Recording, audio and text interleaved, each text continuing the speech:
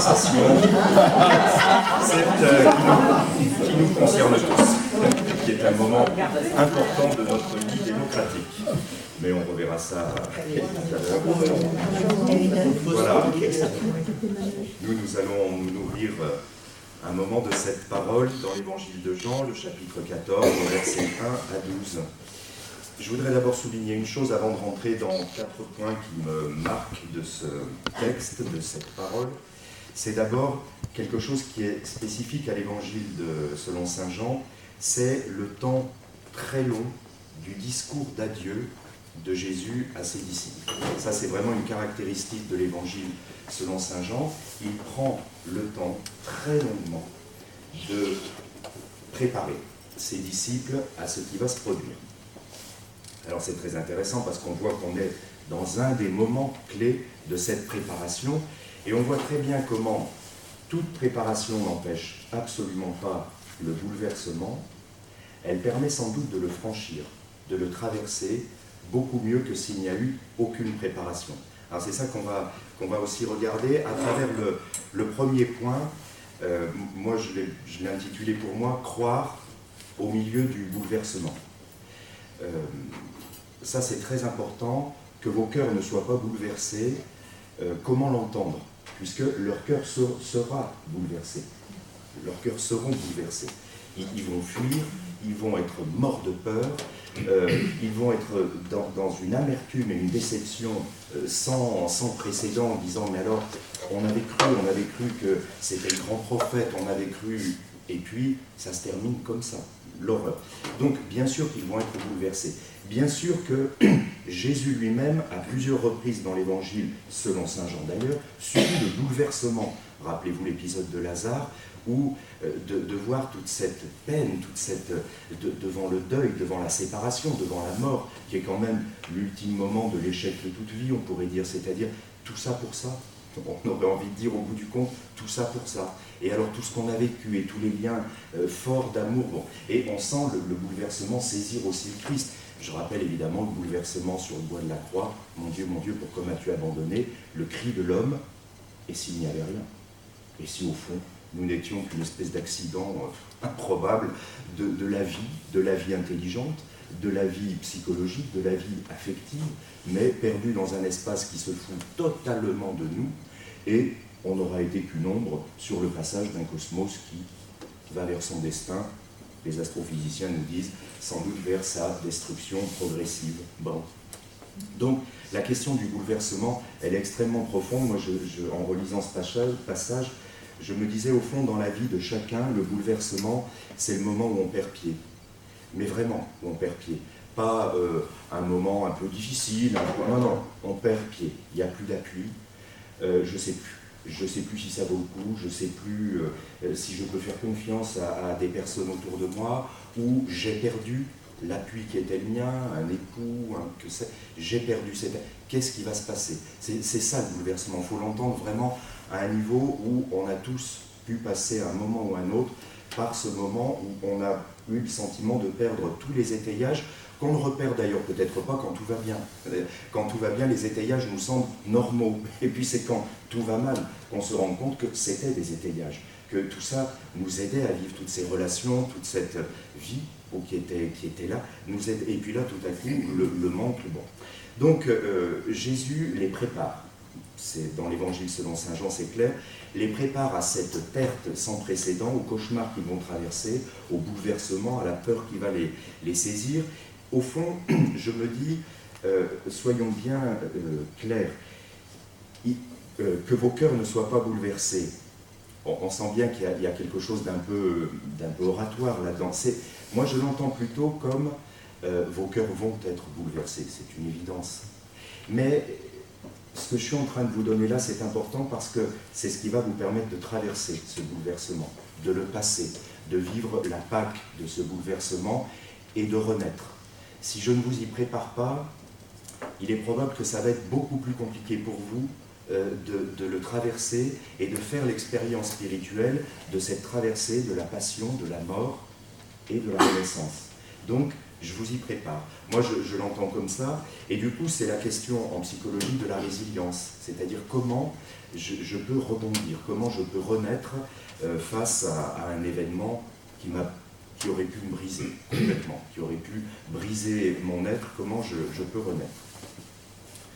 Voilà. Alors ici, quand il leur dit croyez en Dieu, croyez aussi en moi, vous savez, c'est compliqué de traduire du grec. Hein. Cette phrase, moi j'aime bien la traduire comme ça, croyez en Dieu, croyez aussi en moi, parce qu'on a traduit vous croyez en Dieu, croyez aussi en moi, mais le grec permet beaucoup de traductions. Or, le vous croyez en Dieu apparaît comme une évidence. Beaucoup de nous, elle n'est déjà pas une évidence, cette phrase.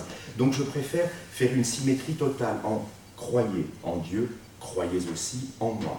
Et du coup, comme une invitation pressante, c'est dans ce moment où il va falloir renaître, croyez, parce que qu'est-ce qui va vous rester comme étayage, comme possibilité de renaître si vous ne croyez pas, si vous n'avez pas un réflexe de confiance, ça va être beaucoup plus compliqué. Donc j'ai cette double phrase. Alors je note aussi, je pense que c'est important, croire dans le monde biblique, et donc dans le vocabulaire de Saint Jean, c'est pas une notion abstraite.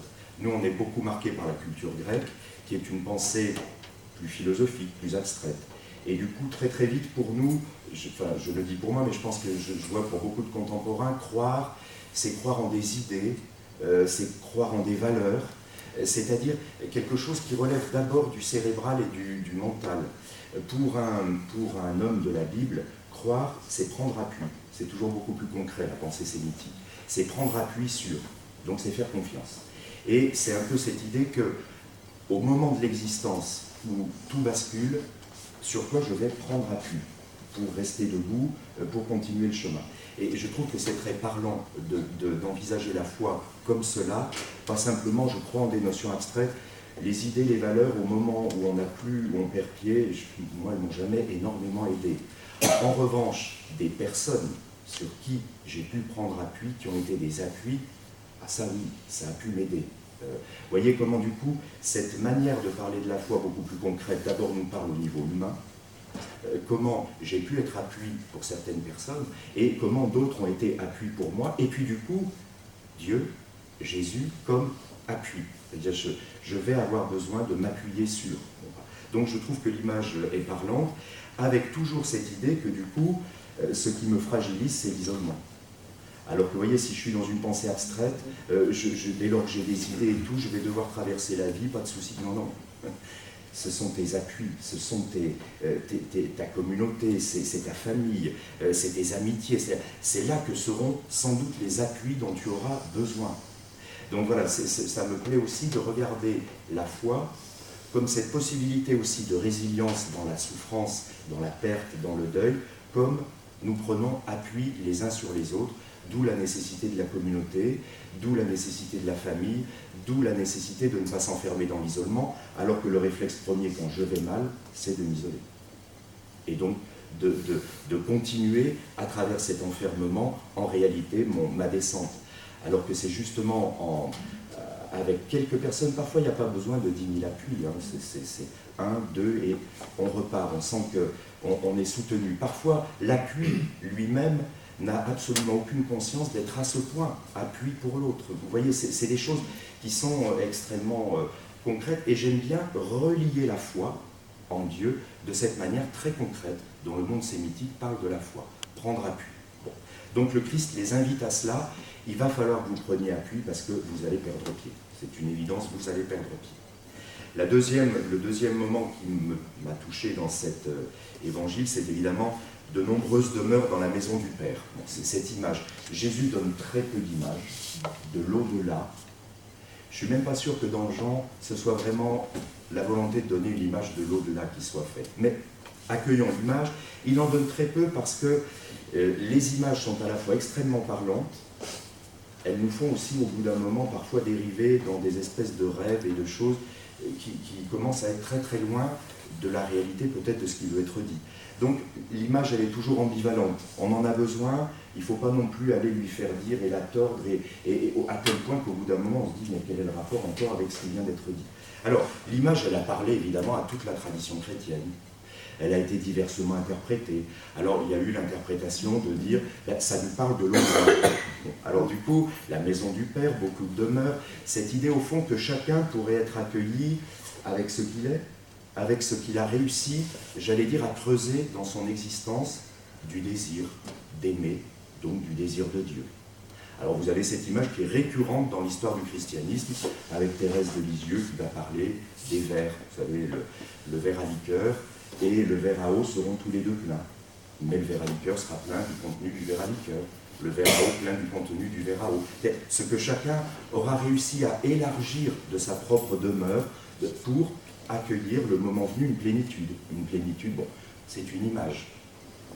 Donc vous avez ça, vous avez évidemment le fait de cette multitude de demeures dans la maison du Père, c'est chacun accueilli avec son chemin particulier, ce qu'il est.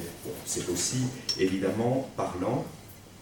Alors, moi je voudrais noter ici simplement une chose, c'est que l'image, comme toujours, elle spatialise. Quelque chose qui n'est pas spatial, qui est une expérience spirituelle d'abord. C'est-à-dire qu'elle spatialise parce qu'évidemment, immédiatement, la maison, les demeures, ça y est, ça parle à chacun de nous, on a tous habité des maisons, des demeures, bref. Alors, il ne faut pas être dupe de la spatialisation parce que la demeure chez Saint Jean, elle indique surtout le demeurer, c'est-à-dire la manière dont Saint Jean ne cesse de parler pour le Père et le Fils du vœu de tout amour qui est de demeurer en l'autre. C'est-à-dire, au fond, je ne suis pas fait pour être dans un superbe isolement. Je sens bien qu'en moi, il y a une dynamique, il y a une force, qu'il y a quelque chose qui me pousse hors de moi-même pour aller demeurer chez toi, en toi. Je crois bien que c'est le vœu de tout amour conjugal, si j'ai bien compris ce qu'était la conjugalité, mais c'est le vœu de toute amitié. L'amitié, passer du temps avec quelqu'un, parler, sentir qu'il vous écoute, que votre présence le nourrit et que vous vous nourrissez. C'est demeurer l'un en l'autre, mais cette fois de manière spirituelle. Les corps, comme dans la conjugalité, ne sont pas pris. L'amour parental pour leurs enfants, c'est bien, voilà, mon chéri, je suis ta demeure, et dans tout ce temps où tu as besoin de grandir, je vais t'accueillir. Bon, vous voyez comment Saint Jean va dire d'une manière au fond très simple, ce vœu de tout amour qui est la force essentielle qui est en l'humain, sortir de soi, aller vers l'autre, c'est le mouvement divin. Pour Saint Jean, le semeur sorti pour semer la semence, c'est-à-dire que le mouvement de Dieu, c'est de sortir de lui-même pour créer, pour aller vers l'autre. L'incarnation, c'est le mouvement de sortie. Bref, ça c'est vraiment très important. Donc du coup, la demeure souligne surtout ce demeurer. Et à mon sens, c'est exactement ce que dit Jésus, c'est-à-dire, je pars pour préparer une place, je reviens pour vous prendre avec moi. Avec moi. C'est-à-dire que ici, c'est bel et bien ce que Jésus indique, c'est bel et bien la demeure, c'est un être avec. Au fond, on se fiche de la spatialisation, nous ne savons pas et nous n'avons pas de représentation de ce que ce sera après ou que sais-je, mais c'est être avec. Alors du coup, on voit bien comment pour Saint Jean, eh bien cet être avec, il n'est pas simplement pour après-demain, il est déjà maintenant. Donc, si je cultive mon être avec le Christ, je suis déjà, d'une certaine manière, par le Fils, dans la dynamique du Père, dans la joie du Père. C'est déjà présent. Ça va vers un accomplissement, mais c'est déjà présent aujourd'hui. Vous voyez du coup comment ça brise cette idée de « Ah ben là, Jésus ne parle que de l'après, quand alors on sera mort et tout ». Non, il parle sans doute aussi du temps présent, enfin, de ce présent où, lorsque je demeure dans l'amour de quelqu'un, je vais quand même beaucoup mieux. Et lorsque se demeurer à s'effissurer de manière très très forte, ça ne va pas très très bien. Voilà. Donc du coup, nous redire que demeurer, c'est être dans ce lien, et ce lien est unique avec le Christ. Chacun là de manière unique. Le troisième moment que j'aime beaucoup évidemment, je suis le chemin, la vérité, la vie. Alors cette phrase, chacun de vous peut s'entraîner à savoir comment il la comprend, puisque Saint Jean fait très peu de liaisons. Je suis le chemin, la vérité et la vie. Les trois termes sont accolés. Alors du coup, comment on comprend les exégètes, les commentateurs nombreux depuis 2000 ans alors, je suis le chemin qui mène à la vérité et à la vie. Je suis le chemin et la vérité qui conduisent à la vie. Je suis le chemin de vérité qui conduit à la vie. je suis le chemin parce que je suis la vérité et la vie. Vous voyez qu'on peut cette phrase, et au fond, rien n'interdit ces liaisons différentes, le grec étant beaucoup plus haché ici. Et c'est très intéressant de regarder laquelle phrase nous parle le plus, parce qu'on voit du coup, qu'est-ce qu'on privilégie. Alors c'est très intéressant de voir qu'il y a eu toute une tradition philosophique issue des pères grecs, et notamment des pères alexandrins, d'Alexandrie, donc, et qui ont favorisé la vérité. Il est la vérité, il nous conduit à la vérité. Vous voyez bien, le danger, c'est de faire de ce qui est d'abord un lien relationnel une doctrine. Et finalement de dire, au fond, le christianisme, d'une certaine manière, accomplit toutes les pensées philosophiques, la vérité platonicienne, et du coup, le Christ est cette vérité. On voit bien comment là les pères grecs, nourris de philosophie, ont beaucoup interprété cette phrase dans ce sens-là. Ils ont peut-être un peu forcé, même très nettement forcé, ce que Saint Jean veut dire ici, qui n'est pas quelqu'un qui est d'abord nourri par la philosophie grecque. Saint Jean, bref. On voit bien comment d'autres l'ont évidemment tiré vers la vie, en disant ben, le Christ nous mène vers la vie. Non, il nous mène vers le Père. Ça c'est absolu, c'est chez Saint Jean. L'itinéraire, c'est d'aller vers le Père, celui que nul œil n'a jamais vu, ce Dieu que nous cherchons, mais que nos yeux de chair ne peuvent pas voir, et du coup, c'est de dire en Jésus, et ça c'est une des lignes de fond de l'évangile de Saint Jean, en Jésus, ce Dieu dont je n'ai aucune image, représentation, que je ne peux pas voir, ce Dieu, ça y est, s'est incarné, a manifesté quelque chose aux yeux de l'humanité d'étonnant dans cette proximité. Donc ça, c'est vraiment la foi dans laquelle Saint Jean essaye de nous introduire. Croyez. Croyez en celui-ci parce qu'alors, vous serez sur le chemin qui mène vers le Père. Et vous ne vous tromperez pas, vous serez dans la vérité. Et ce chemin est vie, mais il est vie dès maintenant déjà. C'est-à-dire, vous allez vous sentir plus vivant si vous suivez son chemin, lui. Donc ça, c'est vraiment l'idée du chemin. Et le but, c'est le Père. Dernier moment, la demande, après la demande de Thomas, donc on ne sait même pas le chemin, bon, c'est moi-je qui suis un chemin. C'est une... Écoutez-moi, écoutez ma parole, gardez-la, c'est-à-dire gardez-la, mettez-la en pratique, vivez, et c'est ça le chemin, c'est pas... Alors maintenant, la demande de Philippe, montre-nous le Père. Elle est impossible, c'est-à-dire qu'alors là, on voit bien qu'on est dans la grande tradition biblique, Dieu n'est pas un objet que l'homme s'approprie. Dieu reste une quête qui met l'homme en route et qui le rend peu à peu libre. Dès que l'homme enferme Dieu dans une représentation, il crée son idole. Et il danse devant son idole, mais c'est son idole, c'est fini, ça n'est plus Dieu. Dieu est toujours celui qui vient mortifier nos représentations. Un temps, une représentation me porte, et puis tout d'un coup elle se fissure, c'est plus tout à fait ça. Toute la tradition chrétienne reprend ça, avec Saint Augustin, avec beaucoup d'autres, disant, voilà, tu as compris, c'est bien, et c'est plus Dieu. C'est-à-dire que du coup, et pourtant cet effort, il fallait le faire. C'est ça le paradoxe, c'est que ça c'est toute la mystique chrétienne, cet effort de recherche, bien sûr qu'il faut le faire. Mais dès que ça y est, tu es content de toi, oh là, c'est que c'est plus Dieu. Et du coup, il va falloir que tu reprennes l'effort de recherche. Donc ça, c'est vraiment absolu. Là, on voit très bien comment dans l'évangile, dans les évangiles, Jésus s'inscrit dans cette tradition biblique. Dès qu'on pense l'avoir cerné, il s'échappe à la compréhension. Vous avez Emmaüs, vous avez la rencontre avec Marie-Madeleine, ne me retiens pas, ne cherche pas à m'enseigner, je vais vers le Père, ne cherche pas à faire de moi je le dis de manière infantile, parce que c'est comme ça que ça va, je ne suis pas ton doudou. Ça c'est infantile, voilà, tu vas pas avec bon tété, non, je ne suis pas ton doudou, il faut que tu fasses ton chemin, toi.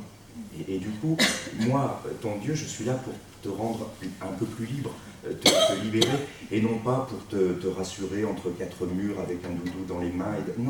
Non, voilà. Alors ça, Jésus s'inscrit évidemment pleinement, traverser tous les évangiles sur l'identité.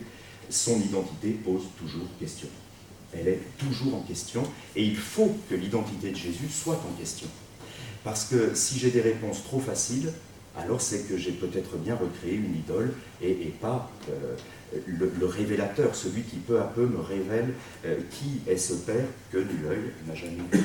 Donc il dévoile son mystère, et là encore, il reprend la tradition biblique. Découvrir Dieu, c'est découvrir l'être avec. Ce n'est pas découvrir un objet. Alors là, on pense à l'Exode, hein, on est vraiment dans l'Exode, c'est-à-dire Moïse montant sur le Sinaï pour voir son Dieu, qu'il ne voit évidemment pas. De dos, les images sont très parlantes, de dos, il voit la gloire de Dieu, mais pas Dieu. Dieu ne se voit pas, c'est bon. Donc, très bien. Ensuite, il veut son nom. Je suis celui qui est avec toi. Ah bon, c'est ça ton nom? Oui. Je n'ai pas autre chose à te dire. Je suis celui qui est avec toi. Je suis présent à toi, de toujours à toujours. Mais contente-toi de ça. Bon, mais alors je vais redescendre et leur dire je suis m'a dit. Ben oui, tu ne pourras pas leur dire plus.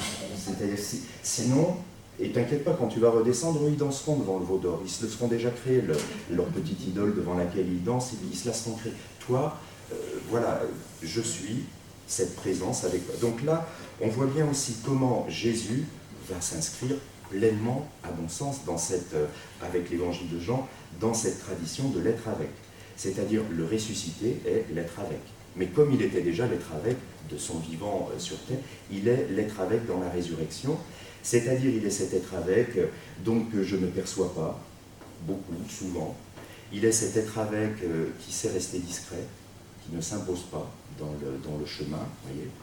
Il y a des personnes dont l'être avec est très très étouffant, d'autres dont l'être avec nous fait grandir. Bon. Et voilà, donc ça c'est Dieu, et du coup nous cheminons. Et dans ce chemin se dévoile petit à petit dans cet être avec qui est mon Dieu, mais toujours dans ce mystère profond.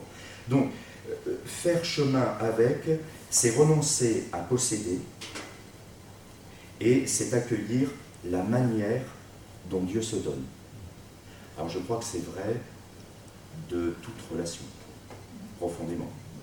C'est-à-dire que dès que vous, ce que le pape nous dit, méfiez-vous, ne spatialisez pas trop, ne cherchez pas trop à vouloir dominer l'espace de l'autre, ça ne marche pas, ça devient obsessionnel, vous allez être très malheureux. En revanche, cheminez avec, faites chemin, et acceptez dans ce chemin d'être dérouté, d'être là, vous allez sûrement être beaucoup plus vivant que de vouloir à tout prix tout contrôler de l'espace de l'autre. Ça ne marchera pas. Et donc, si c'est tellement vrai dans nos relations humaines, c'est encore plus vrai dans notre chemin avec Dieu. Je pense que toute personne, en vieillissant, comprend peu à peu que aimer, c'est largement autant se déposséder que de vouloir être absolument présent à l'autre tout le temps. Bon, ça c'est comment dire, c'est un peu compulsif et c'est peut-être un peu pathologique, ce vouloir être à tout prix, constamment présent à l'autre. Voilà, libère-toi de ça, fais chemin avec, essaye de comprendre où il en est dans ce chemin, d'entendre. Bon, voilà. Et là du coup, c'est pour ça que je dis, faire chemin avec, c'est renoncer à posséder. Et il y a en nous toujours cette forme de pouvoir qui veut posséder. Et c'est accueillir la manière dont l'autre se donne. Et c'est pas facile. C'est un chemin qui nous ouvre. Voilà. Donc, pour Saint Jean évidemment, et je finis là, le don de Dieu, là, cette manière dont il se donne, c'est désormais le Fils. C'est lui, la manière dont il se donne. C'est désormais le Fils. Alors Saint Jean va avoir ces mots, hein, c'est sa parole faite chair, c'est son amour pour nous, c'est ses œuvres au sein de l'humanité. Voilà, voir cela, c'est le regard de la foi, c'est accueillir selon la foi. Voilà. Ne pas voir, pour Saint Jean, ne pas croire, c'est rester dans l'obscurité. C'est s'inventer sans arrêt des idoles qui ne fonctionnent pas, qui me déçoivent, ou au contraire qui m'enferment dans l'infantilisme. Alors que voir cela, voilà, c'est être libre. Bon. Et évidemment, du coup, voir cela, c'est voir la gloire de Dieu. Et pour Saint Jean, c'est très net, hein, la deuxième partie de son évangile, que beaucoup d'exégètes ont appelé le livre de la gloire, c'est la révélation de son amour. La gloire de Dieu, vous savez, souvent, on a des espèces d'images, la gloire, des grands manteaux pleins d'or et tout. Non, la gloire de Dieu, c'est son amour. C'est la découverte de cet amour sans condition. Et évidemment, pour Saint Jean, la gloire de Dieu, c'est Jésus, qui va jusqu'à la croix, comme il avait aimé les siens qui étaient dans le monde, il les aima jusqu'au bout. Il n'y a pas de, c'est sans condition chez Jésus, et du coup c'est cette découverte-là qui est bouleversante. C'est accueillir ce signe, c'est entrer dans la vie, et c'est accepter du coup de passer par la passion, la croix, et d'accueillir cela comme étant, faisant partie du chemin de l'être avec et de la vérité. Eh bien, bonne fin de partage. À tout à l'heure.